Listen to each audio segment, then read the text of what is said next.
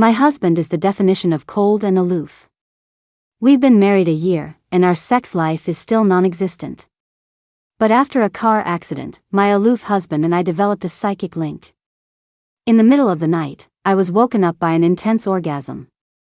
I jolted up, looked down, and realized I don't even have a dick. At the same time, I heard a sigh of satisfaction from the bathroom. God, what do I do? I'm so horny. I bit down on the blanket, squeezing my thighs together. But the desire showed no signs of fading. In fact, it was getting stronger. Sex. I needed to have sex. Non-stop, world-ending sex. It was the only thought in my head. Tortured by the craving, I finally made up my mind and reached for a long-forgotten drawer. Inside lay my little friends. Just as I was preparing to unleash the beast, I heard the familiar sound of a car pulling up. Eric was home. In an instant, my desire shriveled up. With a blank expression, I put my toys back in the drawer and locked it. When Eric walked in, I was sitting prim and proper, pretending to read game theory. He gave me a passing glance and, as usual, headed straight for the bathroom. I stared at his back like a scorned wife, watching him go. The moment the bathroom door closed, I flew into a silent rage, pummeling the throw pillows. Eric. I'm going to kill you. Before I could fully vent, Eric walked out of the bathroom. Faster than lightning, I snatched game theory back up. Oh, what a fascinating book this is. Eric dried his hair and, seeing the book's title, chuckled. That's a good one. I gave him a smile that didn't reach my eyes and deliberately hiked up the hem of my nightgown. You think so? Eric noticed, his eyes flicking to my thighs before quickly looking away. He looked away again. And again. And again. A wave of frustration washed over me. Married for a whole year, and can you believe it? Not once. I put the book down and shot him a smoldering look. Strong nose, prominent Adam's apple, large hands, a healthy amount of body hair. All signs pointed to one conclusion: he had to be good in bed. But for some reason, we'd never done it. I pulled out a mirror and took a good look at myself. A total smoke show. So how could Eric be so unfazed? I refused to give up. I draped myself over his shoulder and blew a soft breath into his ear. Honey. Eric met my gaze. My eyes were misty with desire, his were crystal clear. What's wrong? Are you cold? My eyes lit up and I nodded eagerly. I'm cold. I need you to warm me up. Eric raised an eyebrow and smiled. How did you know I bought you a new pajama set? Me, huh? With that, he got out of bed and pulled a silk pajama set from the walk-in closet. Compared to it, my nightgown was practically just a scrap of fabric. Eric patted my head and handed me the pajamas. Change into this. You won't be cold anymore. Then, without a backward glance, he went back into the bathroom. What, is talking to me so dirty he needs a shower right after? Eric and I have an arranged marriage. He had the money, I had the looks. Our families thought it was a perfect match. Who knew I'd end up married to an ice king? He had the body of a god but the sex drive of a rock. My bestie, Amy, teased me about it. You married a Manhattan monk who's above the temptations of the flesh. You should be counting your blessings. I sighed heavily. A Manhattan monk and a Manhattan nun. I guess we are a perfect match. Amy looked at me with pity. You're in your prime, and your husband has zero sex drive. I viciously tore into my steak. The more I thought about it, the angrier I got. Back in the day, the line of guys wanting to date me might not have stretched to France, but it definitely could have wrapped around the entire city. How come in Eric's eyes, I was completely undesirable? Amy got serious. If it's that bad, why not just get a divorce? My eyes flickered, but the light quickly died. It wasn't that easy. My family and his were tied at the hip. We couldn't just get a divorce on a whim. Damn it. So you're just going to be a widow with a living husband? Amy slammed her wine glass down, the loud noise drawing stares from other diners. I quickly tried to calm her down. Hey, keep it down, would you? Amy made a decision. If you can't divorce him, then there's nothing stopping you from having a little fun on the side, right? I slowly looked up. Fun? Desire was a club that catered exclusively to women. It was owned by Amy's aunt. As she put it, men get to live it up, why can't we? The male models there were all hand-picked. I heard they even had specific screenings for physique, size, and stamina. I was stunned. They're that thorough? I asked Amy. She acted like it was the most normal thing in the world. Of course. Imagine some rich woman comes here to relax and gets stuck with a 3-second wonder. That'd be a real buzzkill, wouldn't it? I silently conceded her point. My phone vibrated a few times. I pulled it out, but it died the next second. I think it was Eric calling. Amy snatched my phone away and patted my shoulder. Tonight, don't think about anything. Just enjoy yourself, okay? Amy wasn't lying. A parade of male models, each with a different style and vibe, walked toward me as if on a runway. Pick one? Amy asked, blowing a puff of smoke at the pretty boy in her arms. I felt a little disappointed and looked away. It wasn't that my standards were too high. In the past, I would have had one on each arm. But ever since I'd seen Eric, his face, his body, his aura, every other man seemed to be lacking something. He set the bar so high, it was hard for anyone else to get me excited. Amy gritted her teeth. Damn that Eric. Look what he's done to you. She clapped her hands, and the men in the room filed out. A moment later, a cool, aloof man in a suit walked in, a picture of temptation. Here. He's new. A top student from Columbia, and I heard he was the campus heartthrob. Don't say your girl never hooks you up. I blinked, instantly drawn to his pure, crisp aura. Satisfied, Amy quietly slipped out with her boy toy. Hello, miss. I'm number 86. With just the two of us left in the spacious room, I absent-mindedly beckoned him over. He was green, but he also had a sense of pride. I could see his discomfort and embarrassment, so I told him to stop. Let's just talk. The story was what I expected: an alcoholic father, a mentally unstable mother, a younger brother in school, and his own broken dreams. Guess saving a beautiful, tragic soul is just in my DNA. With a face like that, who else was going to save him? Besides, he looked a bit like Eric.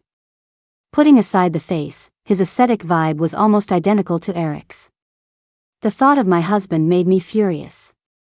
After a moment, I had number 86 kneel before me and put a blindfold on him. In the dim light, I lifted his chin with the tip of my stiletto. A strange excitement rushed through me. Take off your shirt. I want to see your abs. The suit jacket came half off, and his shirt buttons were undone.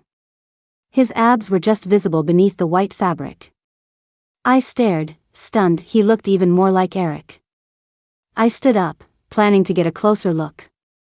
But the door suddenly swung open, and a cold voice called out, Mia.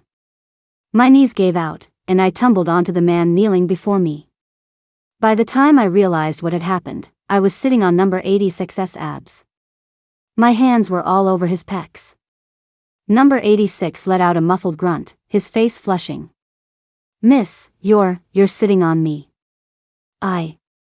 When I looked up, Eric was standing in the doorway, his expression unreadable as he watched me. Eric walked ahead, and I followed about 10 feet behind him. Getting caught in the act was, I admit, a little awkward. But seeing him still so calm and composed, a fire of frustration ignited within me. I was his wife, at least in name. How could he be so damn calm watching me go out and find fun elsewhere?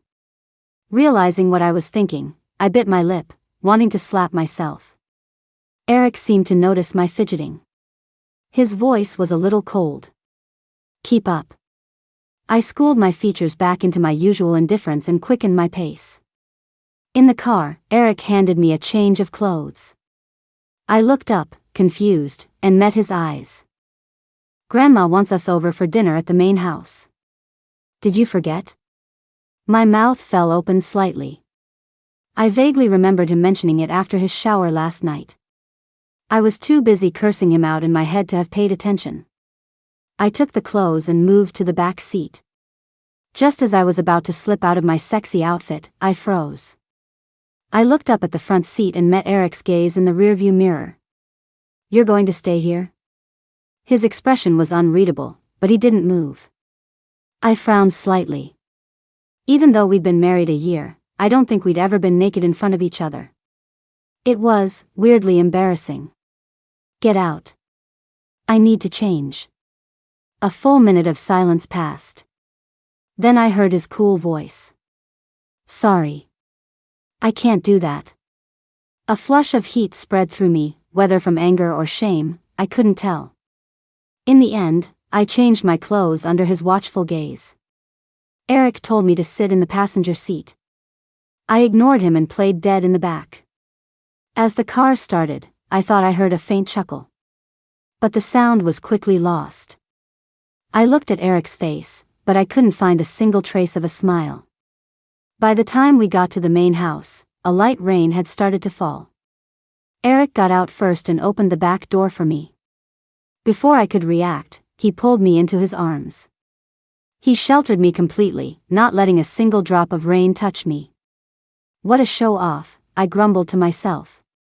But I still instinctively pressed closer to him. Eric's body tensed for a second before relaxing again. After we freshened up, we sat down for dinner. Eric's grandmother asked the usual pleasantries before changing the subject. "So, when are you two going to have kids?" I froze mid-chew. Kids? How was a couple with no sex life supposed to have kids? Under the table, Eric squeezed my hand reassuringly. His face was a perfect mask. "No rush. We're still young, and with work being so busy." I didn't really hear the rest. But I did breathe a sigh of relief. Eric's family had never really liked me. They thought I'd married up. I knew my place and rarely showed my face around them. Sometimes I couldn't figure it out. If they looked down on my family so much, why were they so eager for the marriage? I bit my lip, completely baffled. A pair of chopsticks suddenly appeared in front of me. I followed them up to find Eric looking at me with a half smile. "Eat more."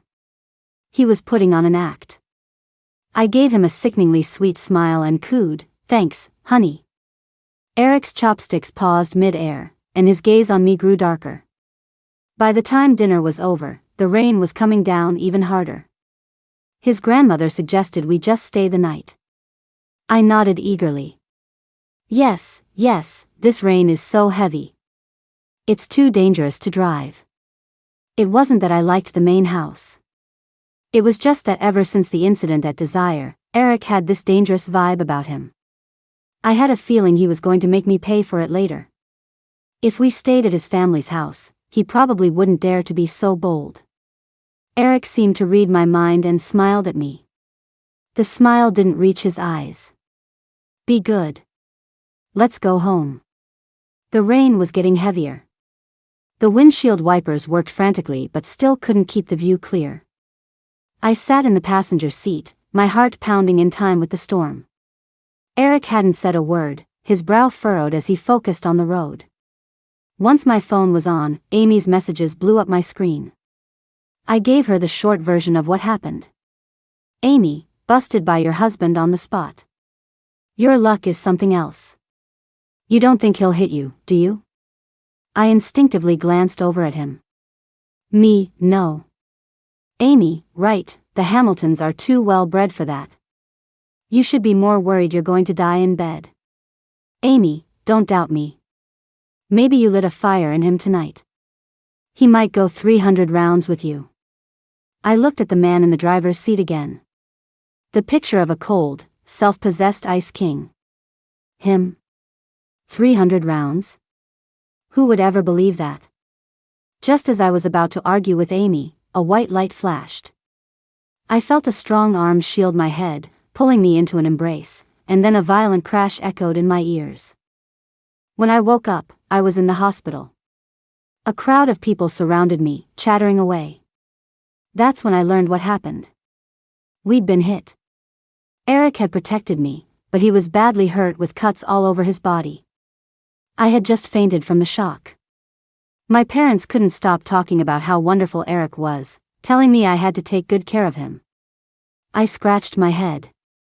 I felt sore all over, but there wasn't a scratch on me. Weird.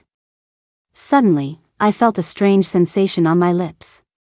Like someone had just licked them. My body jolted, stunned by the feeling. Who kissed me?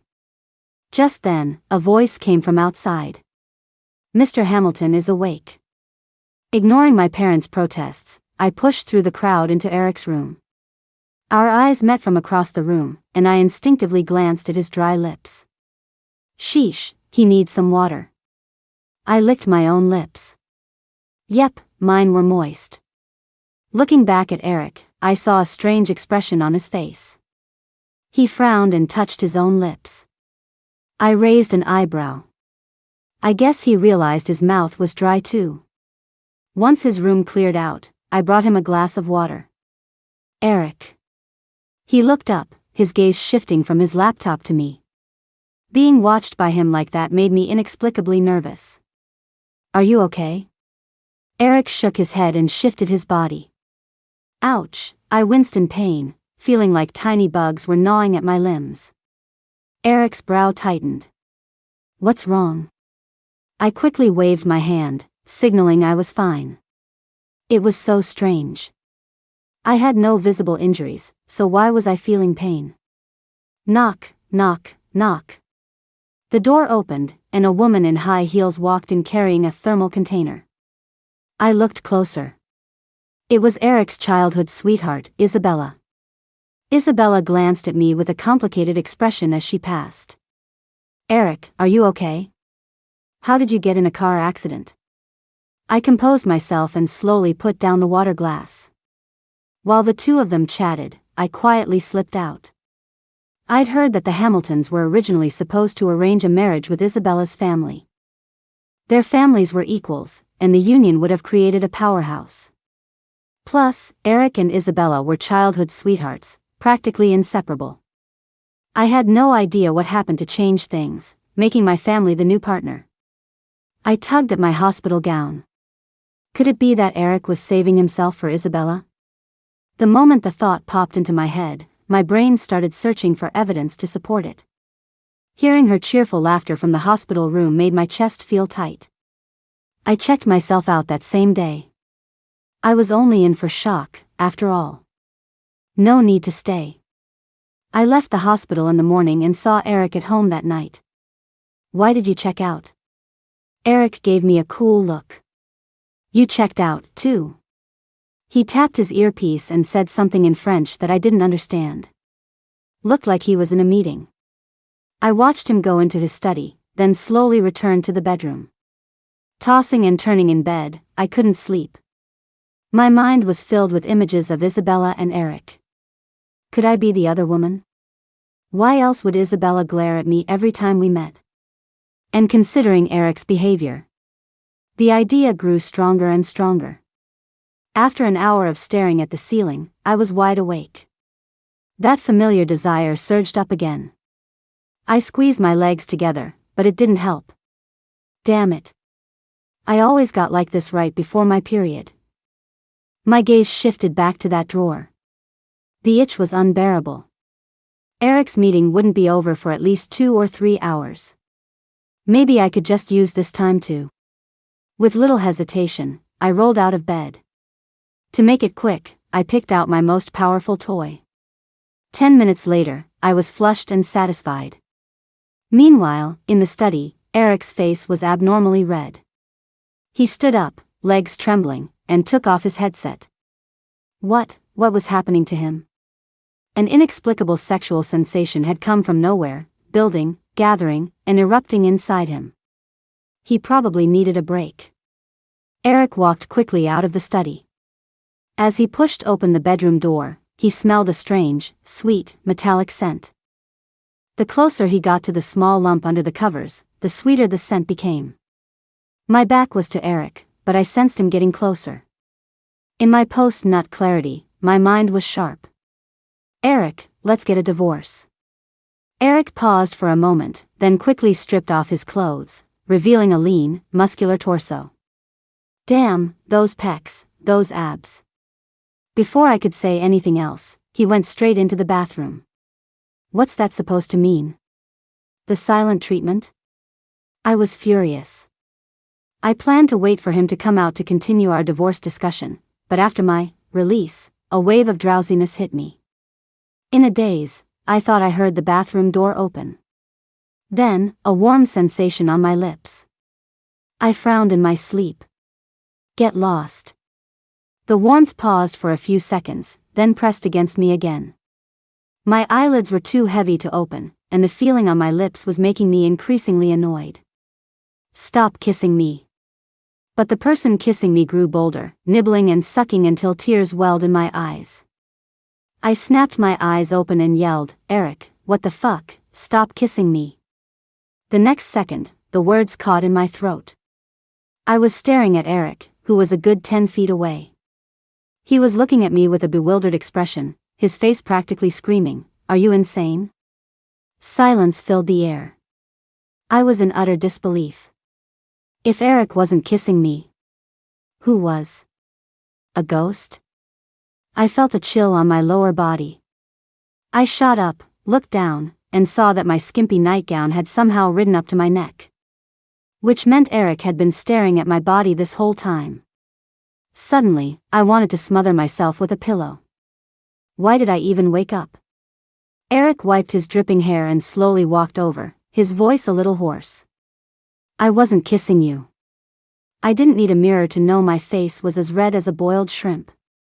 Seeing that I wasn't talking, Eric moved closer. But if you want me to, don't. I cut him off before he could finish his shameless proposition. He was saving his virginity for Isabella. I wouldn't dare defile him. I didn't want him holding it against me after the divorce. Oh, right. The divorce. I cleared my throat, deliberately ignoring the knot of irritation in my chest. Eric, do you really think our marriage is necessary anymore? Eric's expression hardened. He paused, drying his hair for a second before resuming. I'm not fully recovered yet. We can talk about this when I'm better. I was about to retort, you hurt your body, not your brain. But then I remembered he got hurt saving me, so I decided to shelve the thought. I'd put up with it for a year. What was another month? After drying his hair, Eric climbed into bed and pulled me into his arms. I jumped, instinctively trying to pull away. But I heard a pained grunt from him. That's when I realized I must have touched one of his injuries. Pressed against his chest, feeling his heartbeat, the unfamiliar intimacy made my own heart race.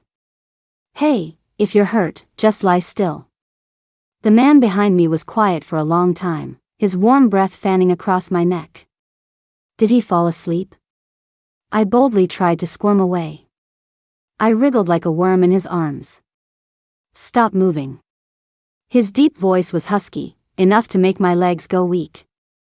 That's when I realized something was off with me, too. I'd already taken care of myself, so why was I so desperate for something more now? A fire that wasn't my own was burning inside me. I desperately needed something to put it out. I clenched my jaw, muttering to myself, men are a distraction. Taking advantage of a slight loosening in Eric's arms, I teleported to the far side of the bed. Strangely, Eric didn't say anything and silently kept his distance. Eventually, I couldn't fight off sleep any longer and drifted off. In my dreams, the sexual tension inside me kept building. My legs instinctively squeezed together. The feeling of 1,000 tiny bugs crawling on my skin was agonizing. I don't know how long it lasted, but a wave of intense pleasure shocked me awake. I was covered in sweat, panting heavily. The space beside me was empty. A light was on in the bathroom, and from it came a sexy, low moan. What an absolute gentleman. He'd rather take care of himself than defile his body, saving it for the woman he truly loves. After that day, I started consciously avoiding Eric. It wasn't that I was afraid of him. It was just that seeing his look of stoic self-denial made my chest ache. Amy gave me a wicked smile. Spill. What kind of spell did you cast on number 86? He won't take any other clients but you. I looked at her blankly, trying to recall number 86. I realized I couldn't even remember what he looked like. I only vaguely remembered that he looked a bit like Eric with the blindfold on. Without another word, Amy dragged me back to Desire. Number 86 seemed to be in a good mood, kneeling on the floor and massaging my legs. Why haven't you been coming by, miss? I threw back a mouthful of my drink, imagining myself as the ultimate player. Ah, you know how it is. Busy. But the second I had a free moment, I came straight to you. Number 86 lowered his head, a smile he couldn't contain spreading across his face. I frowned and stopped him. Don't smile. It ruined the resemblance. Number 86 didn't understand, but he stopped smiling. His hands were large, big enough to cup my entire calf. I couldn't help but let out a soft moan, thinking to myself, this is the life a powerful woman like me should be living. After a few drinks, I was starting to feel tipsy. As Amy was helping me out, we ran straight into a grim-faced Eric. Mr. Hamilton. Mia's drunk. I'm taking her up to the top floor to rest. Desire had suites on the top floor for guests to stay the night. That won't be necessary. I'm taking her home. Amy pulled me closer, her voice turning colder. I don't think Mia wants to go home with you. Through my drunken haze, I looked up at the man in front of me, and my eyes lit up. I pointed at Eric and shouted, I want number 86 to sleep with me. Silence. Neither of them spoke. While Amy was still stunned, Eric swept me up into his arms and, ignoring her cursing behind him, walked straight out of Desire. On the way home, fueled by alcohol, I went wild, clinging to Eric and calling him number 86. Number 86, where's that lace blindfold I bought you? Number 86, feed me a drink. What are you waiting for? Number 86, you're so handsome. I want to sleep with you. Number 86, bleg. Half an hour later, I was thrown onto the bed. Seeing the man emerge from the bathroom sobered me up pretty quickly. Eric's injuries had healed, leaving only faint, pink scars. Not calling me number 86 anymore? I looked away, feeling inexplicably guilty. But then I thought, he has his little childhood sweetheart, so what's wrong with me having a boy toy? I forced myself to be calm. Number 86 is hotter than you. Ha. Eric's expression cooled. He walked toward me, then leaned in close. So close I thought he was going to kiss me, and I instinctively closed my eyes. But the familiar warmth never came. I opened my eyes in surprise and met Eric's teasing gaze. In that instant, I felt like I was on fire, whether from anger or embarrassment, I couldn't tell. Before I could explode, Eric reached out and patted my head, looking incredibly pleased with himself. Next time you want to drink, don't go to a place like that. I'll drink with you. I wanted to snap back at him, but after getting a good look at his body, I shamelessly swallowed my saliva. Was he trying to turn me on? After changing into his pajamas, Eric went to his study, leaving me alone in bed, burning up. The more I thought about it, the angrier I got. Why should I stop having fun just because he told me to? Since when does the Manhattan monk get to be so controlling? After thinking it over, I reached for the drawer again, preparing to go 300 rounds with my little friends. While Eric was recovering, a lot of work had piled up at the office.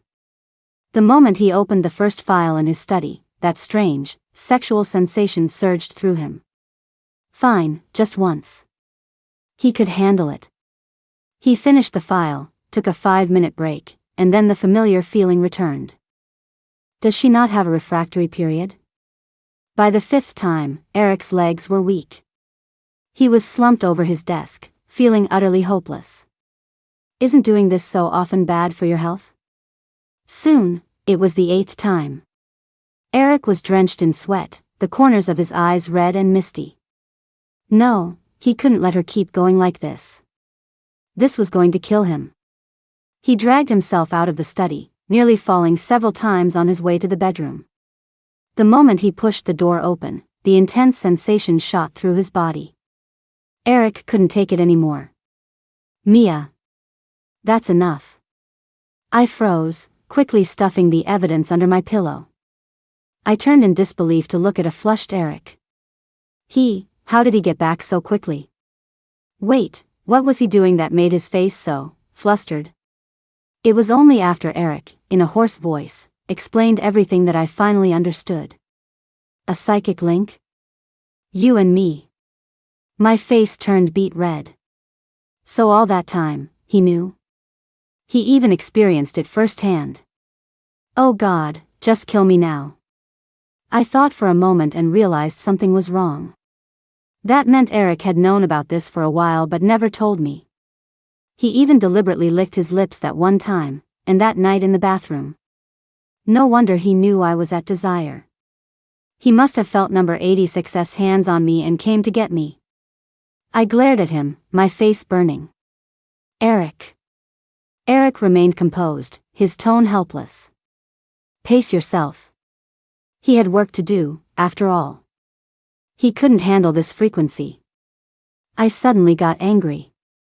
If you hadn't been saving yourself for Isabella and refused to, do it with me, do you think I would have had to resort to?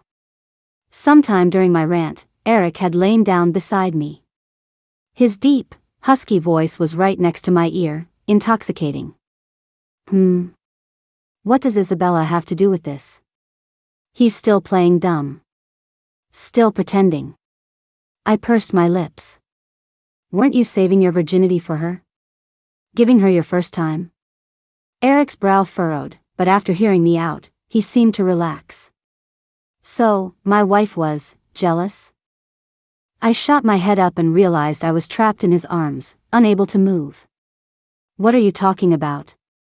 The rest of my words were smothered. This time, by Eric's lips. My chest heaved. I couldn't believe he had just kissed me so wetly. As our lips touched, the psychic link gave us both double the pleasure. Just as my limbs were about to melt into a puddle, he slowly pulled away. Our foreheads touching, he asked, "Do you want to?" I was burning with desire, left hanging in the worst way. In a fit of rage, I pushed him down onto the bed. This was no time for talk. He let out a deep laugh. You're the one who said it. After the experience, I had only one thought: this is so much better than doing it myself. And with the psychic link, the sensations were doubled for both of us. The next morning, I woke up staring at the ceiling, lost in thought. My mind was consumed with one idea: I can't let this stud get away. But my aching back made me feel a bit weak. When I got up, I found that Eric had already left for the office. The housekeeper had made me a restorative chicken soup. I rested my head on my hand, thinking, since we're linked, Eric probably isn't feeling much better. With that in mind, I asked the housekeeper to make some super potent tonic. I called ahead to Eric's office, and someone was waiting to take me to the top floor as soon as I arrived. When I walked into his office, I saw Isabella was there too. She shot me a dark look, her eyes filled with what looked like jealousy. I immediately felt a pang of guilt. After all, I had slept with her man, and now I was brazenly bringing him this nourishing concoction. Wasn't I just asking for trouble? Just as I was about to slip away, Eric called out to me. Where are you running?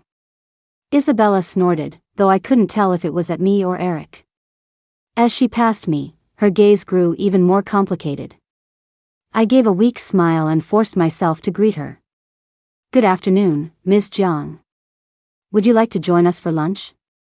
Before Isabella could answer, Eric cut in from behind me. She's not eating. Isabella gave Eric a strange look, then scoffed and left without a backward glance. I thought to myself, it's over. A wave of guilt washed over me. Eric, did I just ruin things between you and Isabella? Eric pulled me by the hand and sat me down on the sofa. I'm not interested in her. His voice was perfectly calm, as if he were discussing something trivial. But how could I believe that? Every time Isabella was around, Eric always found a way to send me away. Wasn't it because he didn't want me interrupting their lovey-dovey time? A moment later, Eric spoke again, his voice flat. She likes women. I was afraid she'd fall for you. Seeing my disbelief, Eric continued, if you don't believe me, I can call her back in right now. Me, no. This was too much. Way too much. So I'd been treating her as my rival for no reason. I'm such an idiot. I wanted to slap myself. Eric calmly opened the food container. He paused when he saw what was inside, his expression turning odd. But he quickly masked it and ate everything, soup and all, as if nothing was wrong. I was still reeling from the shock of Isabella liking women. Wait a minute. If Eric didn't like Isabella, then why hadn't he, with me this whole year? I've never been one to beat around the bush. If it wasn't because of Isabella, then this past year you. Eric calmly wiped his mouth and walked over to his desk. He took out a thick file from a drawer. I looked closer and had a bad feeling. Wasn't that the prenup Eric and I signed before we got married? What are you doing with that? I took it from him and noticed the stack of papers was well worn. He must have looked at it often. Eric rested his hands on my shoulders, half enveloping me in his embrace. The pressure was intense. Mississippi Miller, would you care to see what you wrote on the last page? My fingers froze. A strange panic seized my heart. What was on the last page? Eric slowly flipped to the end, his finger gently pointing at a few lines of text. Neither party may compel the other to perform spousal duties without consent. Any such coercion will render the marriage null and void. I don't remember this. When did I write this? I slowly turned my head to meet Eric's fake smile. He whispered in my ear, his tone unreadable, don't tell me you forgot. Thinking fast, I slipped out of his embrace. Eric, this was a test. And I am thrilled to inform you, you passed. With that, I turned and fled the office. You finished your lunch, so I'll be going now. Eric watched my retreating back and finally let out a laugh, of pure frustration. So he'd been holding back all this time. And that heartless woman didn't even remember the prenup she wrote? He instinctively clutched his stomach. Nope, this was too much. The anger was making his liver hurt. That night, I was in bed telling Amy all about it. Amy, are you kidding me? So I was just a pawn in you two's foreplay? Me, I really forgot. Who knew Eric was such a stickler for the rules?